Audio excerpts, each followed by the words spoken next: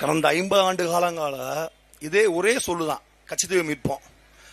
திமுக அதே அறிக்கை தான், ஏடிஎம்கே அதே அறிக்கை தான், மாற்றி மாற்றி கட்சித்தீவை மீட்போம். நீ அந்த இதை பாருங்களேன், அவங்களோட அறிக்கையை பாருங்களேன். 74 அப்புறம் பிகே முக்கியத்துவருக்கு அப்புறம் அதுக்கு இந்த ஆட்சியாளர்கள் செய்த அந்த கேலி கூத்தான விஷயம் பார்த்தீங்கன்னா, கட்சித்தீவை மீட்போம், கட்சித்தீவை மீட்போம். இது அந்த அந்த சொல் மட்டும் தான் இருக்கும். இவன் பார்லிமெண்ட்ல கூட பேச மாட்டான், கட்சித்தீவை பற்றி பேச மாட்டான். ஏன்னா கட்சித்தீவை பற்றி அவனுக்கு தெரியாது, அவரோட வரலாறு தெரியாது. இங்கேருந்து போன இந்த பாராளுமன்ற உறுப்பினர் இங்கே இப்போ இந்த 10 ஆண்டுகளா இருக்காருல நவாஸ்கனி, அவருக்கு தெரியாது. ஆனா நவாஸ்கனி இங்க இருக்க பிரச்சனையை விட்டுருவாரு, இதை விட்டு மதுரைக்கு வருவாரு. அங்க இருக்க பிரச்சனையில அவரு நான் அந்த மக்களை இது பண்ணுவேன், காப்பாற்றுவேன், அதை செய்வேன். இங்க உன் தொகுதியில இங்க எவ்வளவு மீனவர்கள் கொல்லப்பட்டிருக்கார்கள் என்ற கணக்கு தெரியுமா? தெரியாது. கடந்த மாதம் 6 மாதம் முன்னாடி கூட இங்க மீனவர்கள் தாக்கப்பட்டார்கள். அதுக்கு கூட நீங்க வாய் திறக்கல, பேசல. பார்லிமெண்ட்ல குறைஞ்சபட்சம் பார்லிமெண்ட்ல கூட நீங்க பேசல. அந்த கேள்வி நேரத்தில் கூட நீங்க கேள்வி எழுப்பல. நாங்க பிஜேபி எதுக்குறோம், கடுமையா எதுக்குறோம். பிஜேபியும் காங்கிரசும் தமிழக மீனவர்கள் பிரச்சனையில ஒரே முகம் தான். கச்சத்தீவை பொறுத்த வரைக்கும் அந்த தீவை கொடுத்து ஒப்பந்தம் போட்ட போதே முதலமைச்சராக இருந்த கலைஞர் அவர்கள் கடுமையாக எதிர்த்தார்கள். கச்சத்தீவு இலங்கைக்கு அளிக்கப்படக்கூடாதுன்னு அழுத்த நிறுத்தமாக வாதிட்டு இருக்கிறார். அன்றைக்கு இருந்த திமுக எம்பிக்கள் இரா செழியன், எஸ் மாரிசாமி ஆகியோர் நாடாளுமன்றத்திலே கடுமையாக எதிர்த்திருக்கிறாங்க.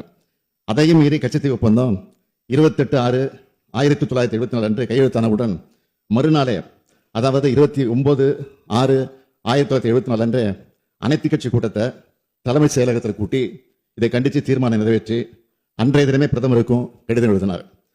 இந்த ஒப்பந்தம் கையெழுத்தாக முன் இதை பற்றி தமிழக மக்களிடம் மத்திய அரசு கலந்து ஆலோசிக்கவே இல்லை. ஆகையினால அன்றைக்கே தெரியல.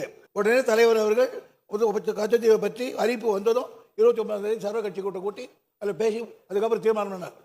மாநில அரசை சட்டப்படி கலந்து ஆலோசித்ததாகவும் அங்கே இல்லை.